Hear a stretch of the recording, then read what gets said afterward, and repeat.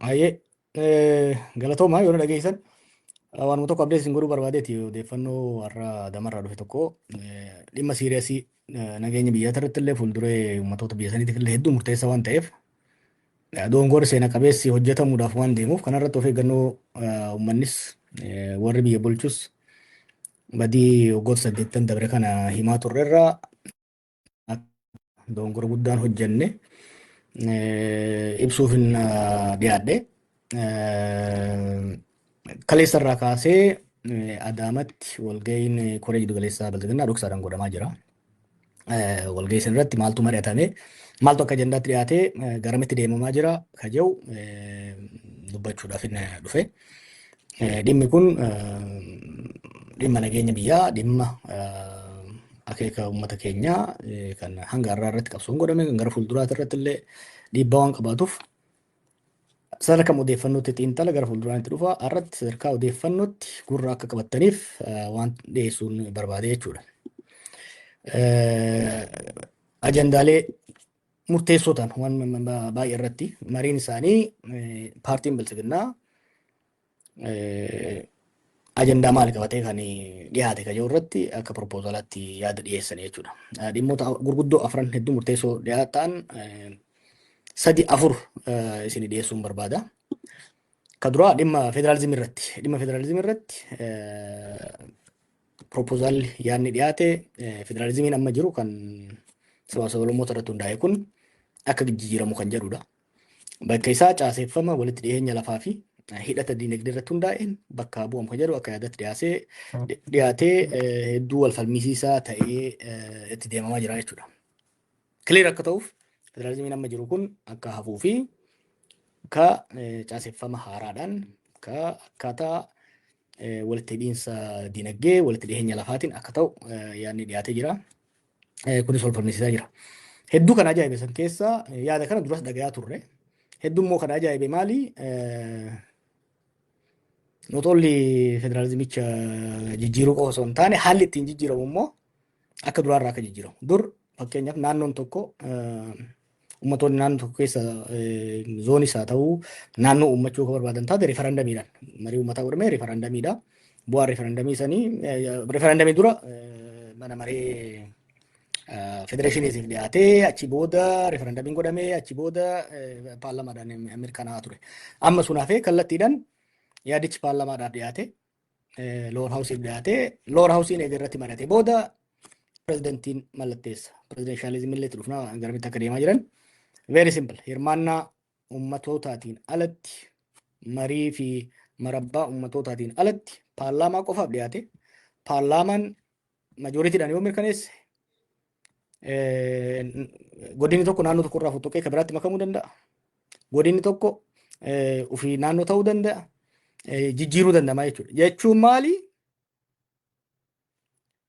Naannoleen amma jiran kana diiguudhaaf sirni aangoo irra jiru even gara referendamiititti dur hin beeytanii naannoleen uumamuudhaaf jijjiiramuudhaaf referendamii godhamuu qaba waliigalteen naannolee biraallee jiraachuu danda'u qaba. Amma sanaan bisaan simply paarlaamaan ni mirkaneessa pirezidantiin mallatteessa bom naannoo biraa taataa jechuudha. Kun irratti hojjetaa turan akkuma beektan jidduu torban kan waan biraa qaba'e kan inni actually odoon irratti haasaa jiru yaadaa jiru kan haaraatti ba'ee jira. Jechuun waan haaraan na dhufe osoo kan dura ilaalaa jiru. Dokumentii tokko booda isiniif maxxansa dokumentii naannoo Oromiyaa riiorganaayiz gochuudhaaf haaraatti caasessuudhaaf itti yaadamee ittiin hojjetamaa jiru jira. Dokumentiin kun Oromiyaa gola jahatti qoodaa godinoota waan jedhan san diigee gola jahatti qoodaa gola Baha Oromiyaa, gola kibba Baha Oromiyaa, gola lixa Oromiyaa maal jedhanii godinoota akkasitti qooduudhaaf godina bakka buusa hambisanii aanaa fi golaa fi naannoo ka ta'u ka jiru dhiyeessanii jiran jechuudha. Wanni kun akeekni isaa gara fuulduraa wanni amma gola jedhamu kun naannoo akka ta'uuf yaadameeti jechuudha. Naannoof danda'e akka ta'uuf yaadameet qophaa'eeti kan deemamaa jiru jechuudha. Akkuma dokumentii kana argadheen barreeffamaan warra aangoorra jiruuf waan kana itti yaadadha. Wantoota gaggaarii keessa jira dokumentii san keessa. Garuu akkaataan itti deemtan kuni rakkoolee jiran kan hammeessu ta'uu danda'a. Kan jedhu dhiyeesseen ture gara fuulduraa bal'inaa irratti mari'annaa jechuudha. Waan haaraa miti wanni har'a sadarkaa federaalaatti fidan waan naannootti sadarkaa naannootti already haala mijeessaa jiran jechuudha. Dhimmi ijoon biraa irratti akka yaadatti bilchinnaan dhiyeesse dhimma magaalota lamaati. Dhimma magaalaa Finfinnee fi magaalaa Dirree Dhawaa. Magaalonni lamaan kun naannoo mataa ofii danda'an ta'anii miseensa federeeshinii akka ta'an. Akkuma beektan yeroo ammaatti Finfinneen guutuutti naannoo miti. Akka teessoo federaalaattis akka magaalaa muummee Oromiyaattis keewwanni 49 kun kan yeroo dheeraa irraa haasofnu akkuma jira jechuudha. Amma garuu of dandeessee akkuma Oromiyaatitti akkuma naannoo Harariititti jechuudha. Naannoo akka taatu Dirree Dhawaanis akkasumatti naannoo of danda'e taate miseensa federeeshinichaa akka taatu yaada dhiyeessee jira jechuudha bilchinnaan. Dhimmi biraa fi dhimma hedduu murteessaa dhimma lafaati. Dhimma lafaa irratti bara 1974 irraa kaasee qabsoo guddaa uummattoonni Oromoon godhaniin lafti kan uummataa fi kan mootummaati kan jedhudha. Waanuma kanatu bara 91 heera mootummaa amma jiruunis ragga'ee hagammaa ittiin deemamaa jira. Sun sababa mataa isaa qabu wanni sun jedhameef. Amma sun hafee lafti piraayivetaayizii akka ta'u yookiin immoo lafti kan dhuunfaa akka ta'u yaadni dhiyaatee jira jechuudha. Yaadni kan dhuunfaa akka ta'u dhiyaatee jira. Lafti bitamuuf gurguramuu akka danda'u. Kun hoo qonnaan bulaadha maal jechuudha. Gaafilee tokko tokko nuti kaasee jira. Seerri kun seerri lafti kan uummataatiif kan mootummaati jedhu kun dhiyoo kana haasayaa turre waggaa qabsaan gameessi Oromoo Zagayyaas fa'u gaafa gara fuula Rabbii deeman guma achi isaanii irraa dubbachaa turre. Is it coincident jaarsi jala gahee jaarsi kun abbaa heera kanaati. Waan kanarratti ejjennoo isaa waan jijjiire natti fakkaatu gaafa gara fuula Rabbii deemutti. Is it coincident? Miseensa marii biyyoolessaatis. What happened? What's happening? Maaltu ta'aa jira kan jedhus hamii fi wanni adda addaa deddeemaa ture gurra hin kennine fi har'a garuu wanna kana akka shakku na godhee jira jechuudha. Kabiraa akka wanni sadaffaa akka proposaalatti dhiyaate waa'ee sirna bulchiinsaati. Sirni bulchiinsaa yeroo ammaa sirna paarlamentariiti kan Itoophiyaan hordofaa jirtu. Namoonni miseensa paarlamaa filatu, miseensa paarlamaa piraayim ministeera takka xiqilaa ministeera filataa, muummicha ministeeraa filataa jechuudha. Kuni gara semi pirezidenshaalist akka jijjiiramu jechuun fuul pirezidenshal kan jennu kan uummanni mataa mataan quba kennee sirna pirezidentii ittiin filu akka biyya Ameerikaatti ta'u jechuudha. Kanaafi ka paarlamentii jidduu immoo semi pirezidenshalizim kan jedhamu jechuunis ka miseensonni paarlamaa uummanni miseensa paarlamaa filatee miseensonni paarlamaa immoo pirezidentii ittiin filan semi pirezidenshalizim kan jennuun sirna akkasiiti kan propose godhan tokko kanaa jechuudha kan dhufaa jiru. So wantoota afran kanarratti kan deemame federalizimii jijjiiruu, hiree magaalota lamaanii jijjiiruu, dhimma lafaatii fi dhimma pirezidenshalizimii irratti kan mari'atame. Mariin walgahiin dhugaa'amu ajandaan itti himamne. Walgahii koree jiddu galeessaa waan bara dhufuu mari'achuudhaaf kan yaamamanii ergaachi ga'an booda dhimmi kun kan itti dhiyaate wal falmisiisaa ta'eeti deemaa kan jiru kaleessa eegalee har'a mari'atanii jiru borullee itti fufaa kan jedhudha. Garee gareen adda baay'aniiti kan kooda mari'achaa turanii. Dhimma pirezidenshalizimii irratti almost walii galamee jira. Dhimma magaalota lamaan irratti falmiin jira. Yaadni akkuma jirutti jira. Dhimma federalizimii irratti fi dhimma magaalota irratti falmaa cimaatu deemaa jira. Dhimma lafaa irrattis falmaan godhamaa jira jechuudha. Garamatti itti baati ka jedhu namuu waanuma tilmaamuu dandeessan na fakkaata. Maaliif wanni kun yeroo ammaatti ta'e maaliif kun godhame tokko hawwii abiyyi yeroo dheeraati. Kana dhoksee hin beeku yeroo dheeraarraa sirna federalizimii kana jijjiiruu sirna lafaa jijjiiruu warri gaaddisa hoggansa Oromoo keessa waliin turre waan kana yaada tokko dhiyeessee ture fakkeenya waa'ee lafaa irratti akka mari'annus yaada dhiyeessaa ture. So waan haarayaa miti waanuma lafa jala bilchaataa dhufteedha. Garuu ammatti wanni kun ajandaa ta'ee haalli amma Itoophiyaa keessa jiru jijjiirama gurguddaa akkana fiduudhaaf kennataa miti. Garuu maaliif amma godhame kan jedhu akeeka adda addaatu jira. Tokko walitti bu'iinsi dalgaa horizontal conflict uummattoota jidduutti akka hammaatuuf. Uummattoonni yeroo ammaatti haala qaala'insa jireenyaatiin haala rakkoolee adda addaatirraa kan ka'e fuula isaanii gara mootummaatti deebisanii waan jiraniif uummattoonni ajandaa kana qabatanii akka walitti bu'aniif yaadameeti kan godhamaa jiru. Keessattuu immoo naannoo Amaaraatti irratti lolli jiru hedduu mootummaan hedduu laaffataa deemaa jira.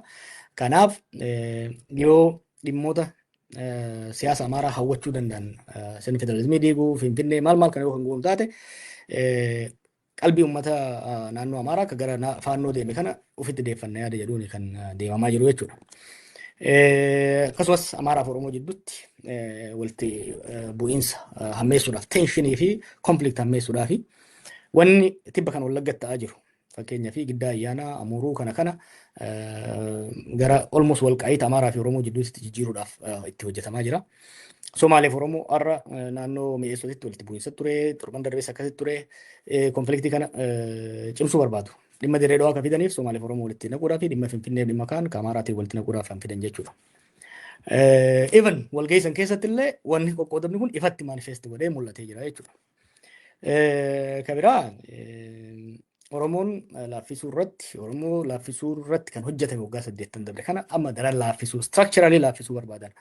Hanga irraa waggoota 8 dabre ajjeesuudhaan maal godhuudhaan walitti buusuudhaan gandaaf qabaleedhaan walirra ijaaruudhaan kan deemamaa ture. Amma garuu structurally laaffisuu yaada jiru qabatanii kan deemaa jiranii. Pay attention to fakkeenya fi waggoota 8 dabre kana uummata Wallaggaa irratti deliberately wanni godhamaa ture maali kan jedhu laaluun barbaachisaadha. Akka isaan Oromoo maqaa mootummaan Oromootu akkasuma hojjeese yani Oromoo irraa akka isaan qollifatan wanni godhamaa ture. Dhiyeenya kana Arsii keessatti amantiidhaan wal qabatee wanni godhamaa jiru. Gaafa Haacaaluun ajjeefamee nu hidhamne uummata Tuulamaa Baalee fi Arsii Harargee keessa jiru irratti wanni godhamaa jiru. Baay'ee waggaa laaltu kaarraa kanaaf haalli mijataa akka jiru agarsiisa jechuudha. Dhaamsi ani jara waan kana godhaa jiruuf dhaamuu barbaadu ibiddaan taphachaa jirtanii. Haalli kun walitti bu'iinsa biyya sanii daran kan hammeessudha. Dhimma Tigraay wajjin kan himaa jiran Tigraay sirna federaalizimii Tigraay irraa buqqaasu hoggaa fudhatan imaajin gochuun baay'ee ulfaataadha haala qabatamaa jiru. Dhimma Tigraay wajjin jirus kan hammeessudha. Oromiyaa keessatti haala jiru kan hammeessudha. Inni dogongoran malee yeroo ammatti humnoonni siyaasaa Amaaraatis naannoon Amaaraa akka diigamuun barbaadan. Kanaaf walitti bu'iinsa dalgaatis walitti bu'iinsa garaan jiru. Humna mootummaas kan laaffisuudha. Yeroo ammatti humni nageenya mootummaa akka malee laafee jira. Inni agartanii Oromiyaa keessatti, Amaara keessatti ijoolleen isaan waraanatti guuraa jiran tun 100 guyyaarraa booji'amti, guyyaarraa 100 dhumaa jirti jechuudha. Waxxaramee jira. Likki malee dhifamee jira sirni waraanaa biyya sanii. Kanaaf humna nageenyaa biyyattii irratti illee ba'aa biraa dabaluudha. Kanaaf hamma danda'ametti wanti kun dhaabbachuudha qaba. Jijjiiramni sadarkaa kanatti godhamu jijjiiramni akkanaa mariif marabbaa konsensus sadarkaa biyyoolessaatti barbaachisuudha. Yeroo ammaatitti mariin biyyoolessaa jedhamus marii kijibaa kan uummattoota biyya sanii hirmaachisaa hin jirredha. Kuni deemee bilxiginnaayyuu adda dhoosa. Ufduba deemaa yaadadhaa waan waywachaa ture waggaa 7-8 dura. Ihaadeg hin diiginaadha. Ihaadeg yoo diigdan takkittiin TPLF fi mootummaa yookiin immoo Tigraay fi mootummaa federaalaa qabdu adda citti waraanatti seenne jechaa turre. Dhaga'uu didaniit Ihaadeg diigan waraansaa gammaa keessaan baane keessa seenne jechuudha.